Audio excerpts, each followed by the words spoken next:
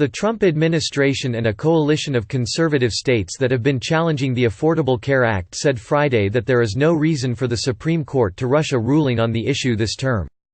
They said the court should not grant a motion by the House of Representatives and Democratic-led states to expedite review of a decision by a panel of the U.S. Court of Appeals for the Fifth Circuit last month. The panel struck down the law's mandate that individuals buy health insurance but sent back to a lower court the question of whether the rest of the statute can stand without it. Democratic-led states ask Supreme Court to quickly review ACA's legality. The House told the Supreme Court last week that the Fifth Circuit decision poses a severe, immediate, and ongoing threat to the orderly operation of health care markets throughout the country, casts considerable doubt over whether millions of individuals will continue to be able to afford vitally important care, and leaves a critical sector of the nation's economy in unacceptable limbo. But President Trump's Solicitor General, Noel Francisco, replied that the decision simply preserved the status quo until a lower court looked more closely at which parts of the law should survive. It would be premature to intervene now, he said.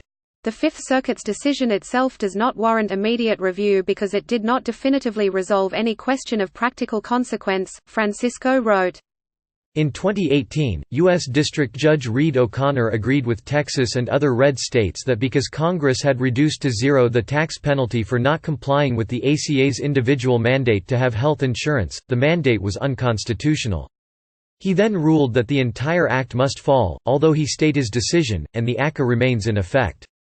In December, a divided panel of the Fifth Circuit agreed the mandate was unconstitutional but sent the case back to O'Connor for a more rigorous examination of whether parts of the law should remain in place.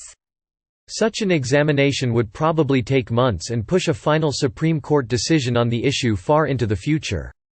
The Supreme Court this month will select the final cases it will consider in its current term that ends in June. Unless a majority of the court votes to expedite the request from the House and Democratic states, that would mean a final decision on the ACA would not come before November's election.